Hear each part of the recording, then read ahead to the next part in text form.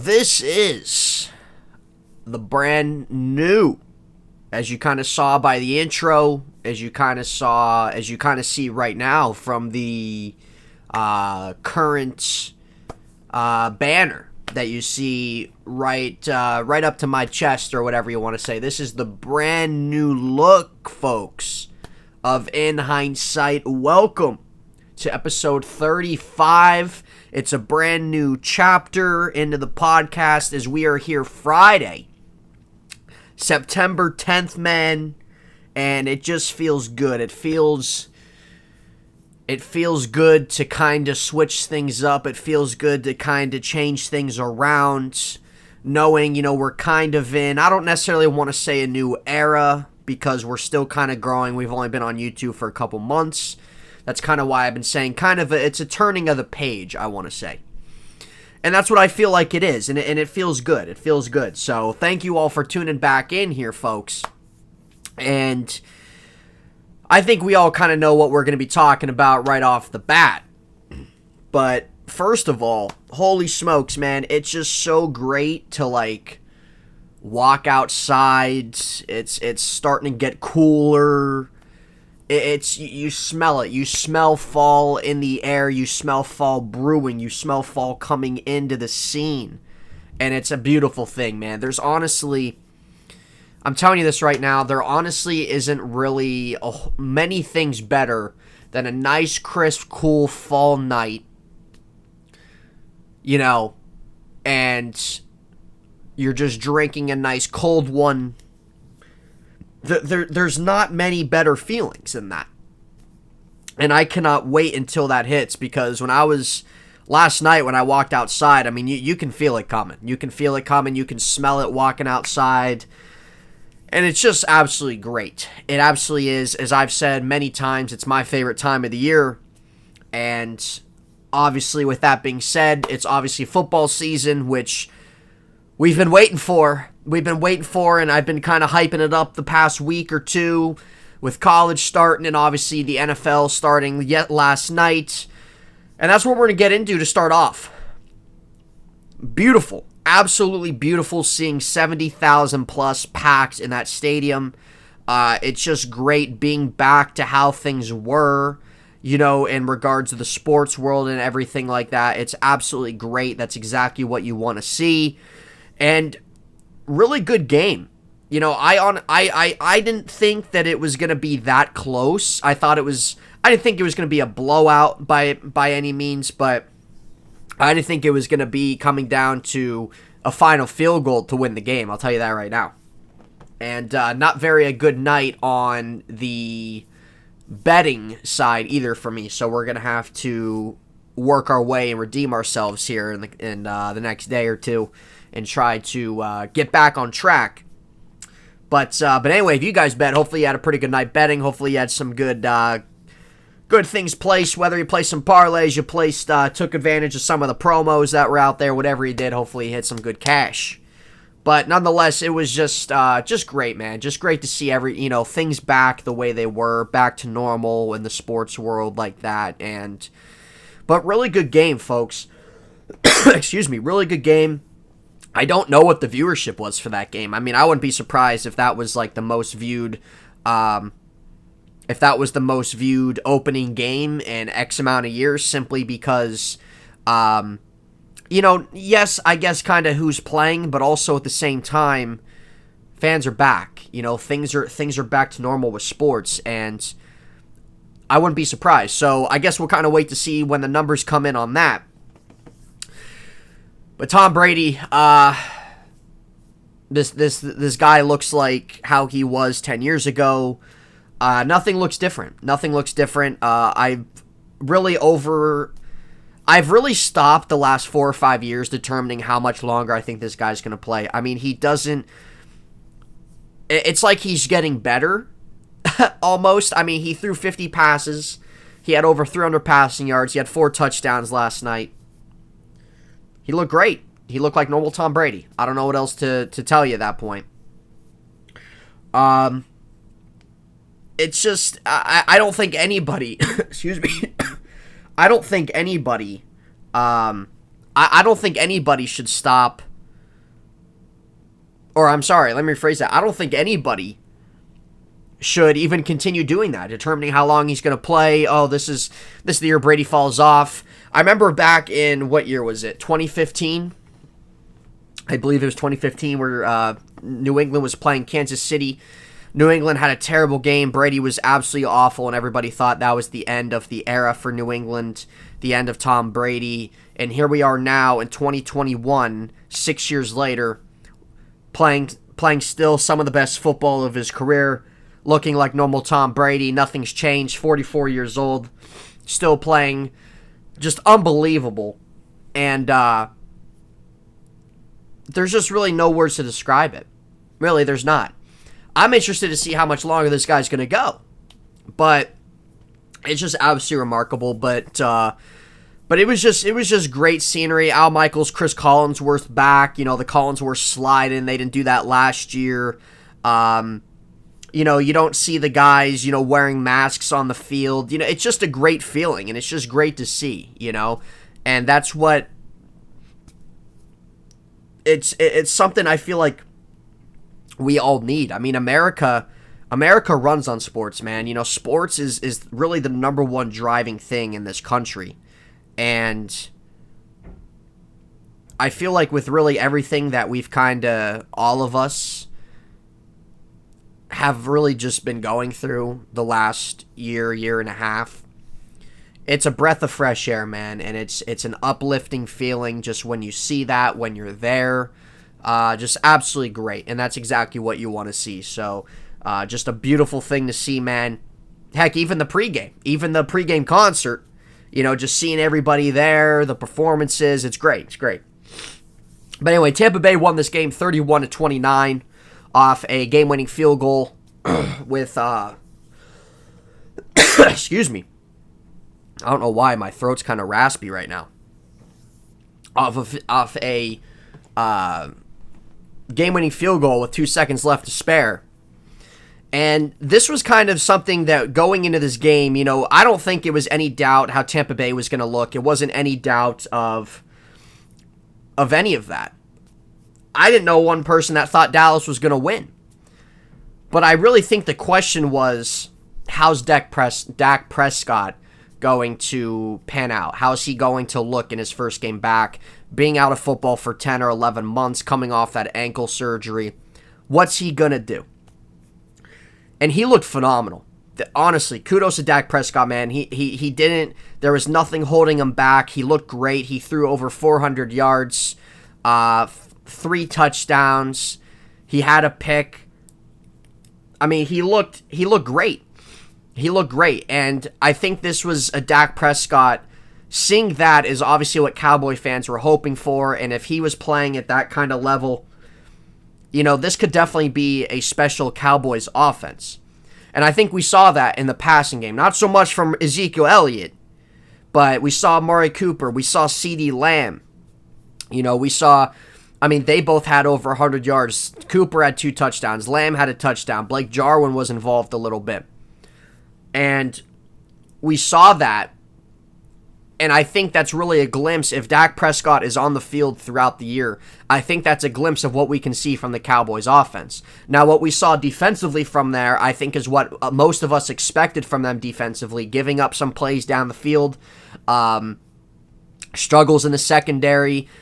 They got to Brady a little bit. They didn't get a sack on him. I don't think either quarterback was sacked. They didn't get a sack on him or anything like that. Or wait, was there? I don't think there was a sack on either quarterback. I might be wrong on that. But Brady, you know, there were a couple times he was pressured, but there wasn't not really much. I think that's really what we were expecting from the Cowboys defense. And it's not that as time goes on, they can't get better. They can't, you know, that they won't get better or anything like that. I mean, I don't really think it's expected that the Cowboys defense is going to be much of anything this year. But I think, you know, yes, but still defenses can get better, even though it's not expected or anything, you know? So, really, I think, and when you're going against a Tampa Bay offense, there's still only so much you can do at the same time. But this was definitely a promising sign for the Cowboys offense this game, because if it wasn't Tampa Bay or Tom Brady getting the ball back with under 2 minutes, Dallas definitely would have had a much higher chance of winning this game. And the thing is, like, seeing Dallas score and, kicking the field goal for the lead, you're giving Brady too much time. But is there too much time for Tom Brady with what he can do? That's the thing. So I really had a problem when I was watching this game. I mean, both teams came in pass heavy this game. Leonard Fournette didn't get going. Ronald Jones didn't do much of anything after really he had that fumble, I think, in the third quarter or whatever it was. Maybe it was second quarter. It might have been the second quarter. He was pretty much benched. It seems like that's what Bruce Arians does when it comes to, running backs fumbling the ball, or really, heck, even maybe some receivers fumbling the ball. He doesn't play him the rest of the game. He doesn't play him. It's such a big thing for him, and he doesn't play him. So we didn't see any of that. We saw Leonard Fournette not really much involved in regards of running the ball. Again, Brady threw it 50 times. Dak Prescott, let me see. How many times did Dak Prescott throw it? Let me see. Dak Prescott threw it 58 times. He had 403 yards. Brady had 379. 32 for 50. Dak went 42, 58. It was a very highly passing game, obviously. And Ezekiel Elliott just didn't get going at all. I mean, he had 33 rushing yards. Just couldn't break away from guys. There were some plays where, it was kind of more having to tackle in the open field for him a little bit. Elliott just couldn't break from anybody. There wasn't really many holes for him to run with anyway, and it's not like that they really gave him a lot of carries. I think he only had, how many carries did he have? I think he only had like 12 carries or something like that. He had 11. He had 11 carries. He averaged 3 carries, 3 yards a carry. Longest went for 13 yards. So yes, Dallas's passing offense definitely looks like it can be what we thought as long as Dak was healthy, that it can be a pretty hot, polarizing passing offense. The rushing attack didn't look good. It wasn't good at all yesterday. It's not to say it won't be good throughout the year, but Elliott, we know he had a down year last year, and he's wanting to bounce back, and I think he will to a degree. And I'm not going to judge this off of one game for him, but there were moments in that game where, especially as we started getting to the tail end, where I think I was talking to my friend, really where Dallas had to, Dallas really had to, as they were working their way down the field, they had to, keep clock going, keep things running. And what happened was really the drive, I guess. Let me point out the drive. The drive where they kicked the field goal to take the lead, they ran it one time to Elliott. There were a couple times where, Prescott had to throw it away. It's like, what are we doing here? You obviously want to score a touchdown here. Not have Tom Brady get up the field to get a game-winning field goal. I'm like, this is my point. You've been pass heavy all game. Why don't you want to, and again, they got the ball back with a little under 2 minutes left. Why don't you want to try to slow the pace a little bit? Try to keep clock going a little bit. Give Elliott the ball. And there was one point on that drive where Elliott did have about a 6-yard carry from that. And then they passed it again, threw it out of bounds. Little behold, do you know it's 4th down? So there were just kind of key moments. Obviously, the game plan was coming out very pass heavy, things like that from watching it. But it's just moments like that where I don't understand why they really neglected the run game with Ezekiel Elliott. You have a Pro Bowl caliber running back. You have an offensive line that's still pretty stable. I didn't really understand that. And I think that kind of hurt them on that final drive in regards to just passing and a couple thrown away passes that stopped the clock, that didn't get them to where they needed to get to. Because obviously your goal at that point, you want to get a touchdown. I mean, sure, it's great if you kick a field goal, but you're leaving under 2 minutes left for the greatest quarterback to ever play, to walk on this planet, and we know what he does. I mean, we've seen this I don't know how many times, and we saw it again. So I didn't really get that philosophy coming out of Dallas. I really think that they should have tried to hammer down getting Elliott going maybe a little bit early on, not saying you had to focus more on trying to run the ball because your passing game was working, but at least in the sense of trying to get him going just a little bit, and once you kind of get into crunch time, you want to utilize that running back to slow some clock down a little bit. And, I think honestly that was a part of why they lost the game as well. Just my thoughts, just my opinion on that. One guy that really looked great was Antonio Brown. Obviously, as a Steeler fan, we know the whole shebang with that. But this is something for Antonio Brown where it really seems like that, I don't want to call it a redemption thing for him, but, really it's a second chance. It's a chance to kind of rejuvenate his career.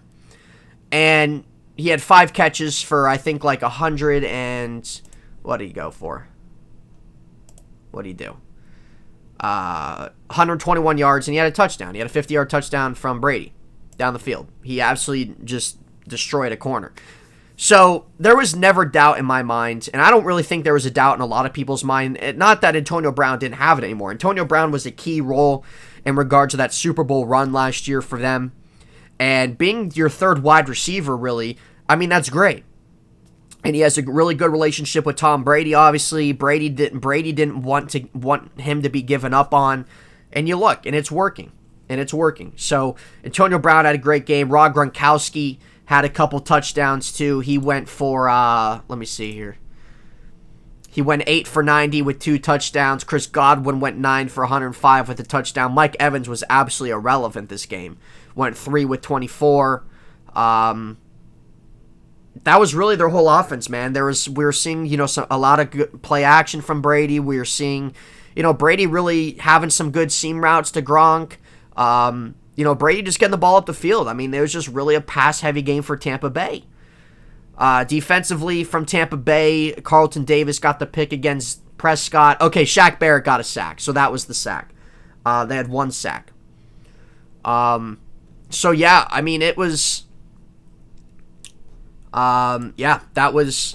those were really the 2 guys, well, the 3 guys that stood out offensively on Tampa Bay's offense. That really was their offense for the most part. I don't really know what else to tell you in regards to Tampa Bay this year. We all kind of expect them to be great. We expect them to be one of the best teams record-wise in the NFL. They'll definitely be one of the top-tier offenses. Defensively, they're definitely a top 5 defense. We know this.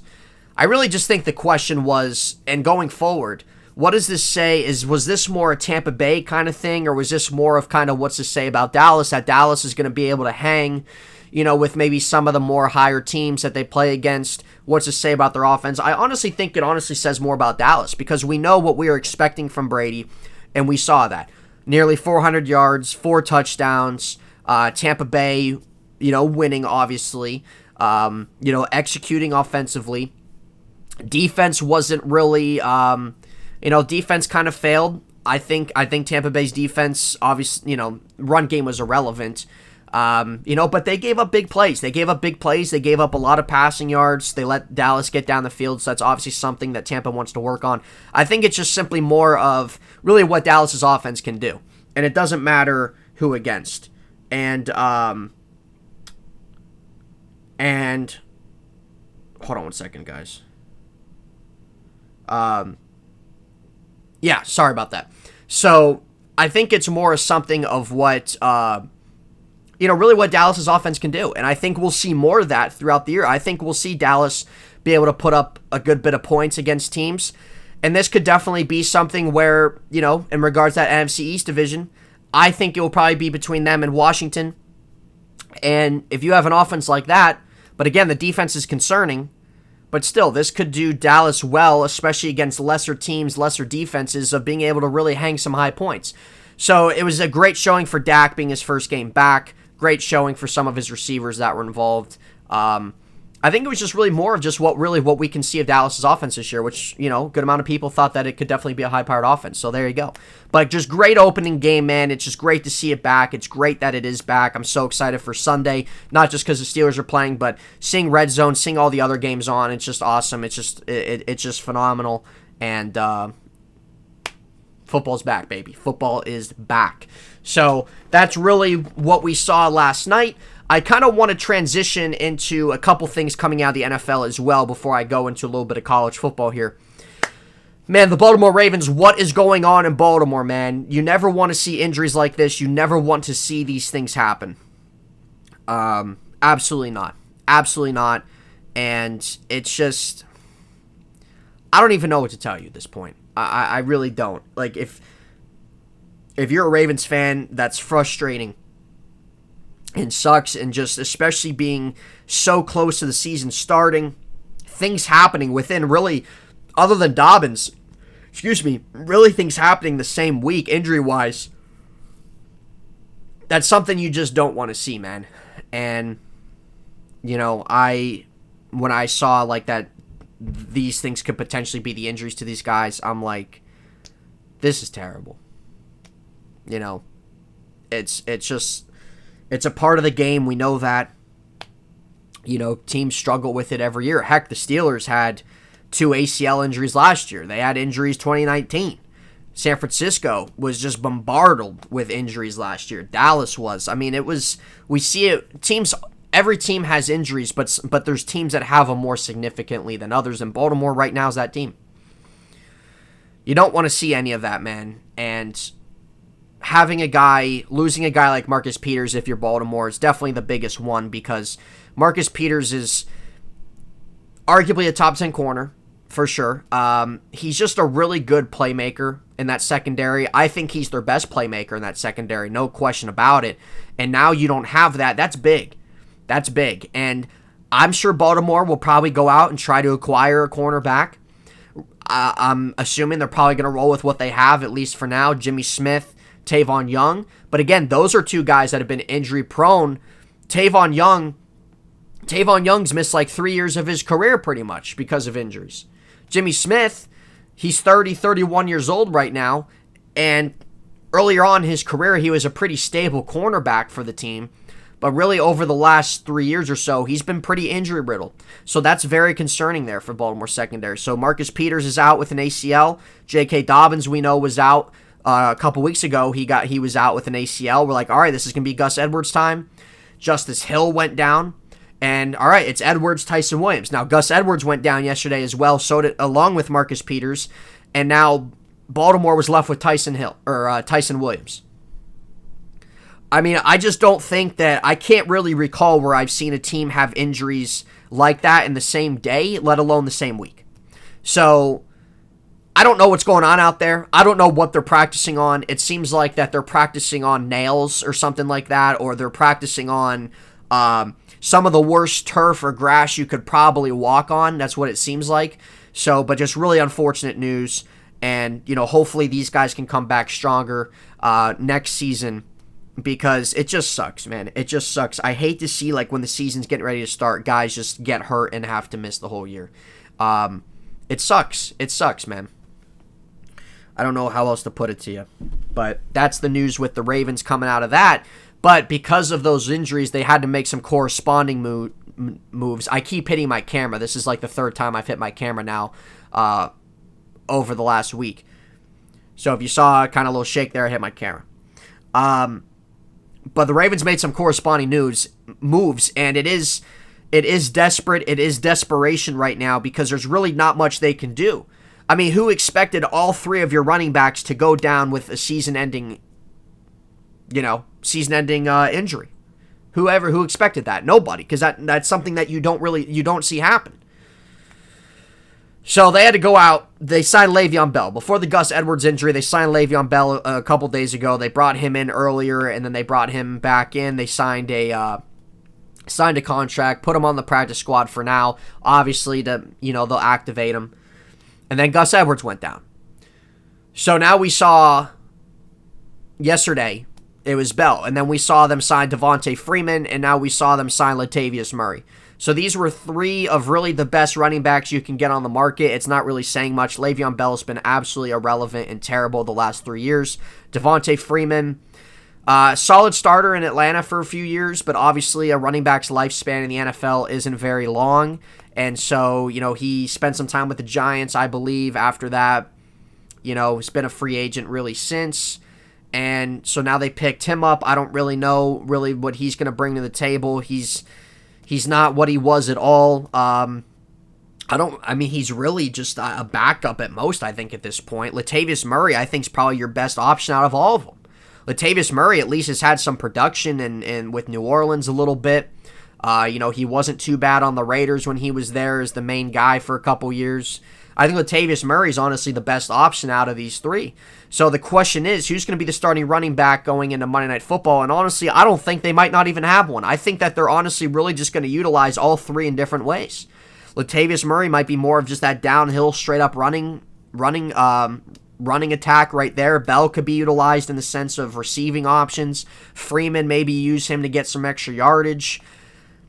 I don't know what they're going to do. I really don't know. Are they going to try to trade for a running back at this point? I really don't know. I think using these three guys, they're going to, see what they have and kind of go from there. Because this is obviously desperation. It obviously is. When you lose three of your top three running backs, I don't know what else to tell you. So you might have to make a move depending how this goes. I don't know. This obviously definitely hinders Baltimore's running game because we know Baltimore's offensively is run first. We know how much they prioritize running the football. And when Dobbins went out, I said that yes, that is a loss, but the Ravens always find a way to make things work. And they've been very run-oriented the last 3 years. I don't doubt them in regards of being able to be productive. Now, since you have all three out, it's very, very concerning because you have Bell, like I said, you have all three of the guys who haven't been a part of the system at all. You're all bringing them in within 2, 3, 4 days before the season starts. Who knows really how well conditioned these guys are. It's going to take time to get acclimated. I'm not saying that one of these guys won't be successful in the offense. I'm not saying Baltimore's not going to be able to make it work, but it's very concerning if you're a Ravens fan and obviously is just an outsider looking in. It's definitely concerning. Can they make it work? Sure. I'm not writing that off, but it might be something that takes time, But I don't think anybody should expect the Ravens right now to be where they were in their running attack last year, let alone 2019 at all. It's just really hard to do bringing in outside guys like that 2, 3, 4 days outside the season who have never been a part of the system, getting them acclimated when you don't know what you're going to get out of them.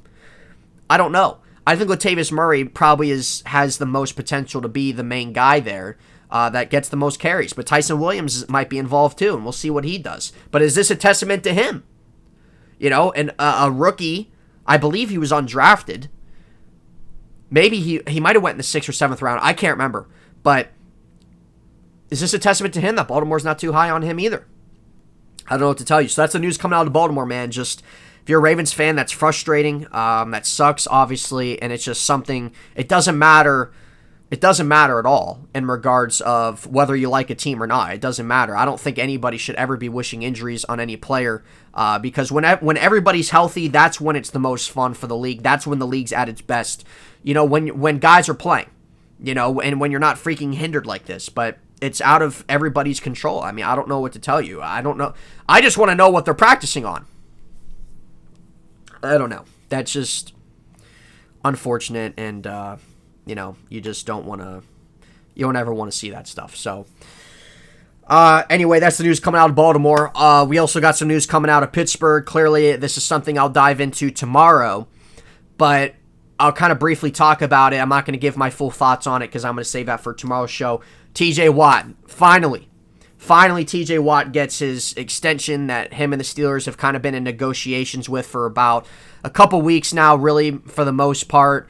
This really happened close to the last hour, about 11 o'clock.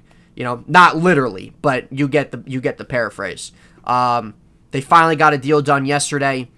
They've been in negotiations the last couple of weeks.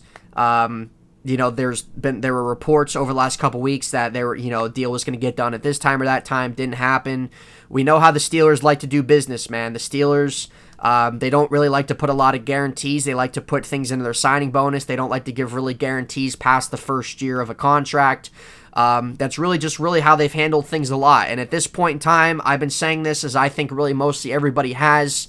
Times have changed, man. Contracts have changed in the NFL. Times have changed. Players want their money now, and that guaranteed money now in case if something would happen. And just as you see with these injuries, that's exactly why players want that. That's just the way the business is right now, man. And when you have elite talent, you got to pay elite money. I'm not saying the Steelers have to completely change their thing. I mean, that the Steelers,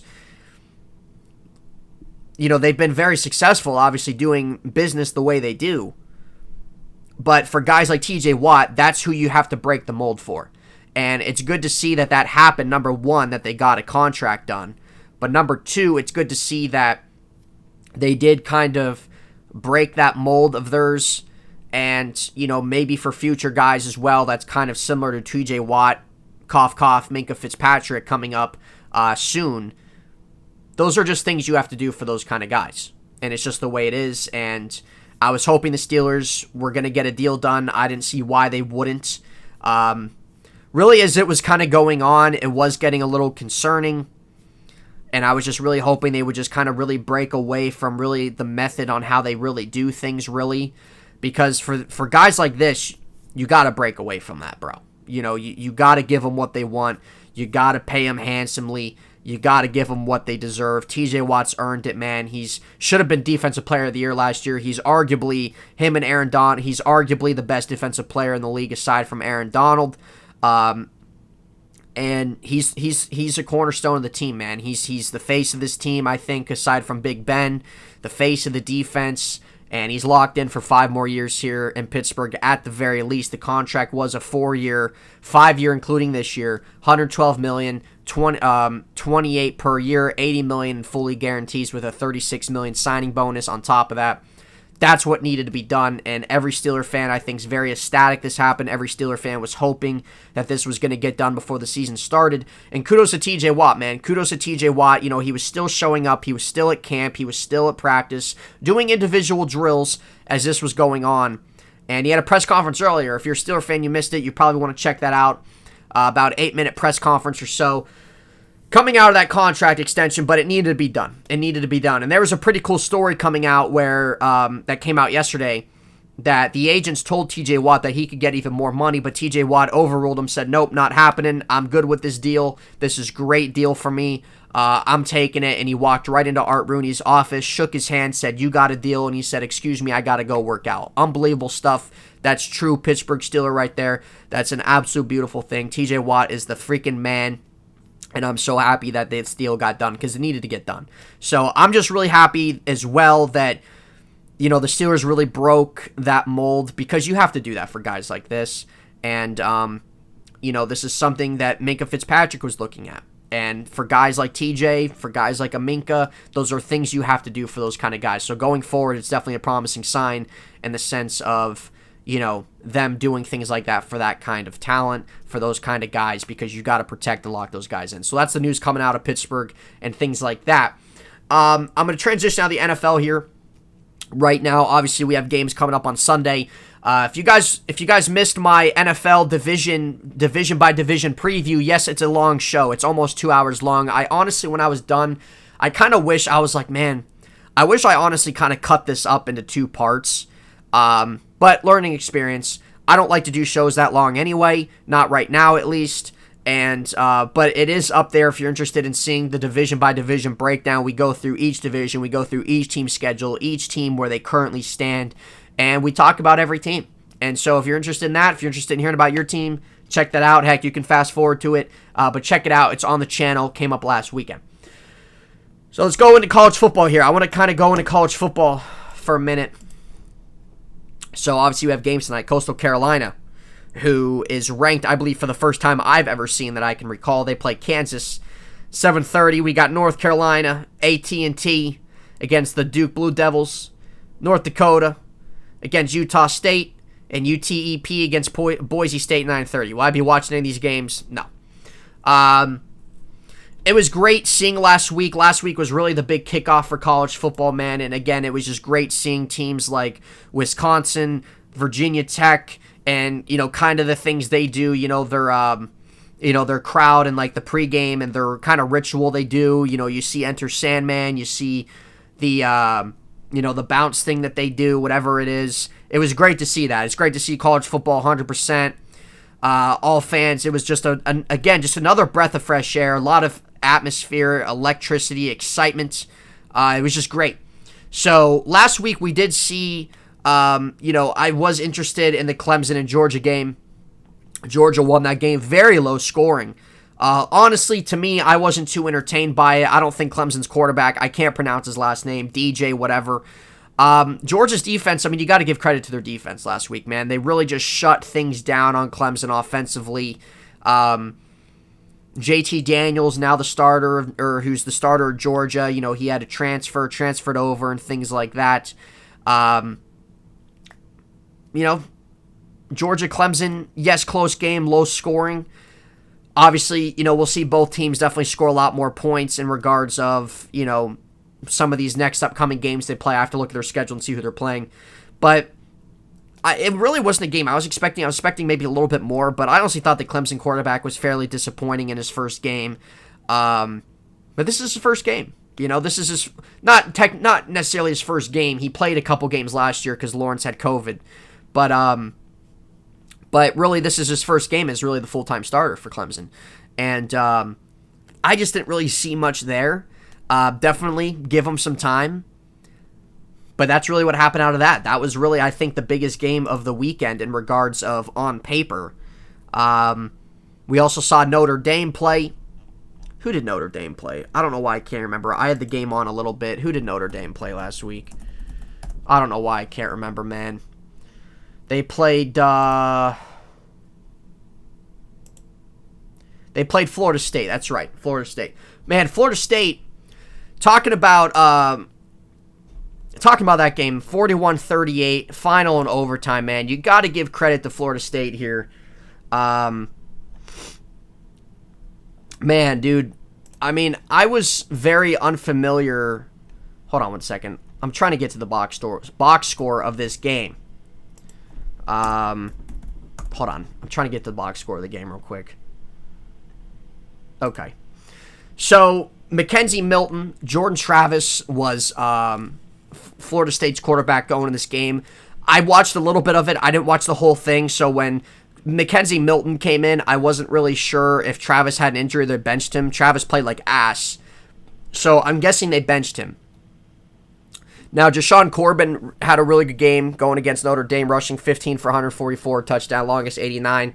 And Treshaun Ward went for 76 on 11 with the TD.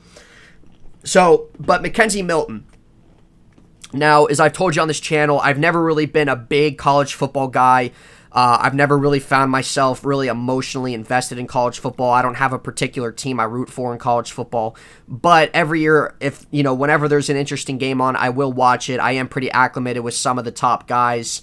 And then really kind of as college football would end, I would usually kind of get acclimated with other guys going in the draft and stuff like that. But really over the last couple years or so, I've kind of been watching even more so than what I usually would. But still, I'm just not a big college football guy. I love there's a lot of great things about it for sure. Like, I love the fan atmosphere. I love the electricity of it. And I like some of the rules in college football compared to NFL as well. It can be a lot of fun too when you have, really interesting matchups, which, is usually when I watch college football, really when there's just matchups that stand out to me. But so I wasn't very familiar with the Mackenzie Milton story in the sense of he got hurt a couple years ago. I think he almost lost his leg with an injury. And he came back yesterday with Florida State, or not yesterday, but last week when they played with Florida State, and led them into overtime, 48 yards, went 5 for 7, made some big plays, which was really cool. His dad was in the stadium seeing that, and that's a really cool story there. So I don't know what Florida State's doing in regards to their quarterback situation moving forwards. But yeah, that was a very interesting game last week. Again, I didn't watch the full thing, but it was very interesting. Also, Oklahoma, Spencer Rattler, I was very interested in how he played. FYI, in case you missed it, he was actually my high school quarterback. So I was actually interested to see how he played this year, coming off of last year.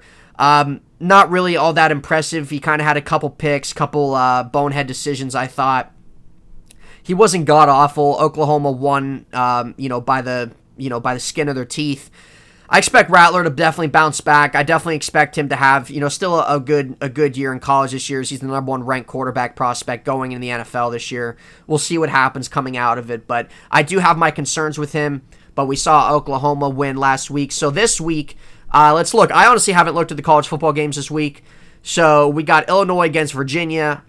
I'm not going to go through every game, obviously, but let's see what interesting game. We got Oregon against Ohio State at 12 o'clock on Fox. That would be very interesting. CJ Stroud had a pretty good bounce back second half last week for Ohio State.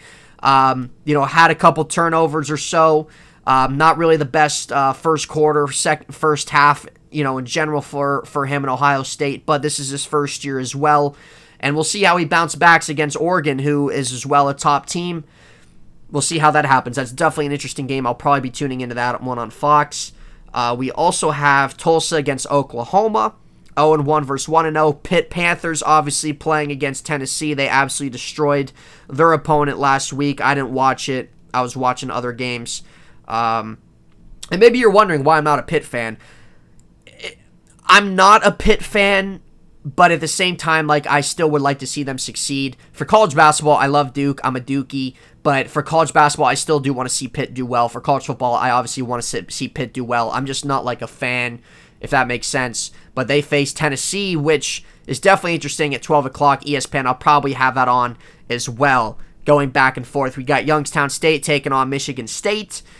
Florida taking on South Florida. That's obviously a win for Florida there. Western Carolina against Oklahoma. That's going to be Blowout City. Let's see. Once we start getting later on the night, Toledo against Notre Dame at 2:30. Ball State against Penn State. Man, talk about Penn State, man. Penn State freaking their game last week. Jeez. You talk about another one that was kind of low scoring and coming down to the wire. That was the game there, too. Let's see, what else? We got Georgia taking on UAB. That would be an easy win for Georgia. Mercer against Alabama. Bryce Young, speaking of Alabama, man, Bryce Young had a very impressive game, I thought. I mean, obviously, we know Alabama, how they are every year. But Bryce Young, man, looked very promising. I believe this is for his first start coming out, or his first start and his first start of the year. Definitely very, very good showing for him last weekend.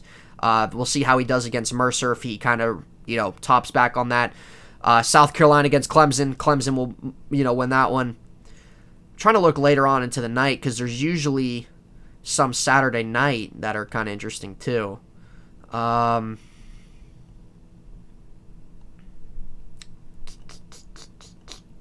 don't know, I'm looking here. None are really sticking out to me. Georgia State against North Carolina. Here's another thing, too.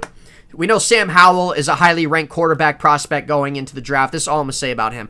I'm not too familiar with the guy. I didn't watch really any college football last year. Honestly, I was just very tuned out of sports for the most part last year. Other than NFL, I didn't care about MLB. I was pretty tuned out of hockey, kind of when they resumed their play last year, the NBA, really all sports, college basketball. I was just really tuned out of, because it was just really different to me. And, I honestly just didn't have that investment last year. But Sam Howell looked absolutely terrible last weekend. So we'll see if he bounces back for the Tar Heels this week, because he's been rated as a top 10 pick, top 5 pick, and he looked terrible. So he definitely needs to bounce back. Washington against Michigan. That could be an interesting game. Washington put up a really good fight last week. I think that they could definitely be competitive and make a game against Michigan at 8 o'clock.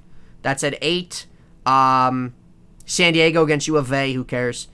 I'm trying to see here. Jeez. Okay. So those are really kind of the games sticking out. I mean, ASU, I'm interested to see who they play. I haven't looked at ASU's schedule. Let me see who ASU plays. Because there's some, obviously they're ranked. I believe they just went up to 23.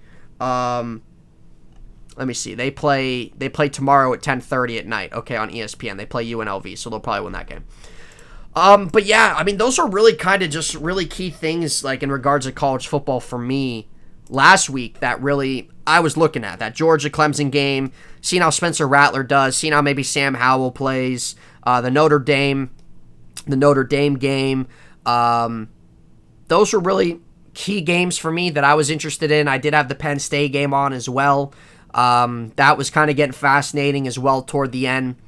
But that's how I am with college football, So really on this podcast, like when it comes to me talking college football, it's not going to be too in-depth like how I am with the NFL, simply because with the NFL, obviously I love the NFL. I've been very emotionally invested in the NFL for a pretty long time now. College football, I'm just not at that level like that. I do like it, but I'm just not at that level. So usually when I talk about college football, I'll kind of really primarily talk about games that I was watching, or more of the high level interesting games as well. I'll talk about, or if there's an interesting prospect that really has a nice showing, I'll obviously talk about that. But that was really what I was looking at last week, and I think really disappointing performances from Howell, from Rattler last week that we saw. I really think Clemson's quarterback, DJ, I can't say his last name, I don't know how to pronounce it. He really needs to have a step-up game, and this is the opportunity to do it. So you need to do that. Bryce Young, very, very good showing for Alabama last week. I don't know. We'll see how these games play out. There's definitely a few interesting ones, as I talked about, that looked fairly intriguing. So we'll see how college football plays out this week. And I'll definitely kind of do more of an in-depth breakdown with college football, after this weekend, probably on Tuesday's show, and things coming out this weekend, because things will be, pretty fresh and kind of back to my mind, because I'm really coming off, because we had college football, last weekend and stuff like that, so I'm kind of a week out. So really, once we talk about it on Tuesday, I'll definitely be pretty fresh coming off of it on tonight, tomorrow, things like that. So it'll definitely be, some of those matchups definitely interesting. And, I think we just got to kind of see some of these quarterbacks, see if they bounce back or not, honestly. But I think that we'll definitely go, more in depth, more in detail with college football on Tuesday's show. Because like I said, we're pretty hot, we're pretty fresh coming out of the weekend. So I think it's honestly kind of easier as well to kind of remember certain things and things of that nature coming out of the weekend. But that's just the thing. Like, again, if I was doing an hour, 2 hour show, 3 hour show, I would definitely be going a lot more in depth, no question about it. But I don't like to make these videos too long. So since I'm not too, this is just an FYI to you guys, just, heads up, because if you are big college football fans, I am going to talk about it, go into detail on certain things, but I might not be giving all the breakdown, stuff like that maybe you might want, if that makes sense. That's just how I am with college football. I'll be going into detail on things and talking about things that happened over the weekend, but with how this show is and how long I like to go for, it's not really going to be, too crazy like you might see, maybe some other guys talking about it. But that's just how it is in regards to my emotional investment in college football. So I am excited to see some of those games tomorrow night, and we'll definitely be talking about it Tuesday. We'll definitely be breaking it down Tuesday. But those were just kind of the things that really stood out to me from last weekend in regards of the CFB and, really just games and guys I was looking at. So I don't know if you guys felt the same way or not. But I'm going to transition out of the college here real quick, I guess, to kind of wrap up the show here on episode 33. So going into baseball, man, I'm just going to, real quick, I'm going to go over these standings and transition into something I wanted to talk about. So Tampa Bay's leading the AL East, 88-52 right now. They got this division on lock. Boston was pretty close with them really a couple weeks ago or so. 2, 3, 4 games out. They've dropped all the way to 9 games out because Tampa Bay, man, they just keep winning games. So they got the division locked up. Yankees are coming in 10 games behind, 78-62. Toronto 77-62. Orioles absolutely irrelevant, probably getting the first pick. The White Sox, we know they've had the AL Central locked up for months now. The AL West, it looks like Houston's probably going to have this locked up. Oakland and Seattle are sitting there at 5.5 back at the same record, 76-74. Sure, they can gain some ground, but they're going to have to gain some more ground in the wild card, I think, more than the division. And so Houston's pretty favorable to lock that up. And the wild cards in the American League right now. Let's go to the wild card scene. So Boston is, and this is very, very close. This is going to come down to the last games of the season. Boston is number one wild card. Yankees are 1 game behind Boston. That's your wild card scenario. Toronto is half a game behind. And man, I would love to see Toronto get into the playoffs. Aside from the Pirates, it's not that I'm like a Blue Jays fan, but I'm a big fan of Vladimir Guerrero. And honestly, I think out of all the teams in baseball, if there's a team I would root for, it would be the Blue Jays. There's a lot of guys on that team I like. And Vladimir Guerrero hit a couple home runs the other night. He's hit over 100 ribbies, 41 jacks. Toronto, man, they're only a half game out, bro. They've won 8 in a row. Absolutely incredible stuff we're seeing from Toronto. Their pitching's hitting with Robbie Ray, with Young Jin Ryu. Bullpen on point. They're just playing great baseball at the right time. Even better so than the Yankees, man, because we know the Yankees were really the hot team. The Yankees have lost 6 in a row. The Yankees are struggling big time right now, and this is the time. I said this a couple weeks ago with the Yankees. Yes, this is the right time to get hot because they were. But now they're trying to trend back. They need to switch that around. Toronto, this is the time, folks. This is the time. I'd love to see Toronto get in there. Oakland, they're only 2 games behind. That's what I'm saying. I think they really have to do more traction getting in the wild card more so than the division. But it is possible. Seattle as well is 2 games back as they have the same record. So that's kind of really where the AL stands. Let's go to the NL. San Francisco is leading the division at 90-50. They got that division. It was pretty much like the Dodgers tied the division, I think, sometime last week. And, I mean, they're still only 2.5 out. But San Francisco, I mean, they've just been playing at a high level all year. They've been able to stay consistent all year, offensively, pitching-wise. So the Dodgers did, when they played the Giants last week in their series, they did tie it, but San Francisco has kind of gotten away from them. So the Dodgers are at 2.5 back. Milwaukee has this division on lock at 86-55. Cincinnati's 12 games back, and everybody else below. Well, there you go. Atlanta's sitting pretty hefty, 74-65, 3.5 up on the Phillies.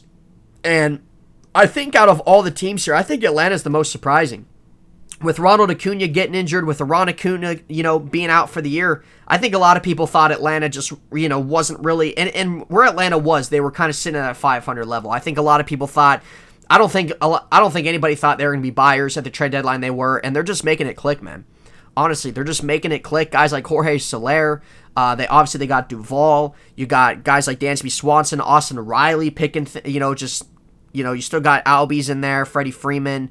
They're making it work, man. They're making it work, and all the moves they went out and made, it's paying off. And it went from the Mets, Phillies, Atlanta to Atlanta, Mets, Phillies, now Atlanta, Phillies, Mets. I said this since the deadline, the Mets were going to fall off, but Atlanta, definitely the surprise team. I think really out of any team, honestly, really leading the division, they're definitely in regards to the surprise team, I think, since the trade deadline. Because San Francisco was still what they've been playing at all year. Milwaukee was still there. Obviously, Houston, Oakland were kind of, there. Seattle kind of looking back, but, we know all 3 teams have been playing pretty well, really throughout the year. Atlanta was really sitting at 500 a lot up to the trade deadline, and they're just taking off. So, but that was really, just seeing Toronto, man, though. I mean, winning 8 in a row like this, taking care of the series with the Yankees, as they're on to the Mets now. I mean, I believe they swept the Yankees. So, I mean, it's stuff like that. You got to win those divisional games, those divisional series at this point in time. If you're a team that is borderline getting into the playoffs, trying to win your division borderline, you got to win those divisional series, especially because we saw what the Yankees were. The Yankees were inching a little bit closer to Tampa Bay a little bit. They were pretty, obviously the hottest team in baseball a few weeks ago, and now we're seeing them decline and tread back. And now we're seeing guys teams like Toronto, teams like Atlanta playing really good baseball at this point in time. That's what you need to do. And I'm still not counting out Oakland or Seattle. They can, I think those are still both pretty formidable teams, solid teams for sure. They're still in the mix. So that's going to be interesting coming down the wire this season, really the last month of the season here. Once we start getting into the middle and especially the end of September, those are going to be things to be looking out for. But that's going to wrap it up, guys. That's going to close it. I was kind of hoping for maybe a half-hour, 40-minute show this week. but we're at 54 minutes, so that is okay. I like to kind of range it between 30 to 50 minutes. I don't like to go any more than an hour, honestly, on my shows, and especially right now, and I hope you guys understand that, as your channel trying to grow and things like that, you don't want to do too much at one time, right? You need to kind of take things just kind of step by step, and things like that. And as you keep growing, you put more content out. As you keep growing, maybe you put out some more longer shows because, you're gaining that audience. And as I'm trying to continue to do that, a lot of times people don't want to sit there and watch 2-hour long shows, man, So, and even just generally speaking, but when you have more of an audience, I think, when I'd love to start doing live stream stuff like that. When you start doing things like that, you'll start kind of having longer shows like that as well. But I'm okay with sitting at 55. I thought it was maybe going to be a little bit shorter, but sometimes when we ramble on, again, that's what I do. I like to get into depth. I like to get into detail on things, and, that's really what I like to do, and that's why I think a lot of times shows go longer than I expect. But yeah, that's going to wrap it up on In Hindsight 33. I hope you've enjoyed this episode, guys, of the podcast. Hopefully you enjoy the new intro. You'll see the new outro. Hopefully you enjoy kind of the new layout as well with everything. So let me know your thoughts in the comments on Thursday night game. Let me know your thoughts in the comments on this weekend's college football, things we talked about, how you think the Ravens are going to fare off with these 3 new running backs going on. You think the Ravens will make a move for a corner? How you feel about the TJ Watt extension? What you think about the Blue Jays? Who you think is going to really finish off in regards of this race to the MLB playoffs as we're winding down the baseball season? Let me know on those, guys. Let me know on that. But we'll be back tomorrow. We're going to be doing our Steelers and Bills preview, talking about everything going into that game. So if you're a Steeler fan, a Pittsburgh fan, that's definitely something you want to tune into. Heck, even if you're not and you just enjoy listening to me talk and things like that, feel free to tune in, man. Everybody is welcome here on the show, but it's great. It's a new turning of the page in the podcast here, and I'm just going to keep doing what I can, man, to keep growing this channel and everything like that. I just want to, keep garnering good audience and people who like to talk about sports and have nice opinions, debates, thoughts, things like that. So if you guys could hit that thumbs up, if you guys could hit that subscribe, I would appreciate it, because that helps in regards to trying to, just get more eyes out there and get more people involved, a part of this channel, man. So I'd really appreciate it a lot. I always say it every episode, thank you all so much for your guys' support, even just taking out a minute to even just listen to a minute of this show. It's unbelievable stuff. So I always appreciate you guys. Thank you all so much. Enjoy your Friday, guys. Enjoy your Saturdays, your weekends. It's a big weekend coming up here, folks. So I'm very excited along with you guys. Enjoy it. And we'll see you back here tomorrow around 3 o'clock. So hopefully my exporting and things like that don't act up on me, because that's kind of what it's been doing lately and why it's kind of been taking longer to upload my videos and why it's been out later. So hopefully it doesn't really do that for me, this weekend and things like that. But I always try to get these videos up around 3 o'clock, but sometimes YouTube or, when I export this video, depending how long the video is, sometimes it takes longer than I expect, and there's sometimes there's not a whole lot I can do about it. So it's something I'm still trying to work on and figure out and, get situated, but I'm trying on it. So anyway, but thank you all for your support. Hopefully you guys enjoy this episode. We'll be back here Saturday for more on episode 34. We'll see you then, folks. Enjoy your weekend. Enjoy your Friday. We'll see you tomorrow.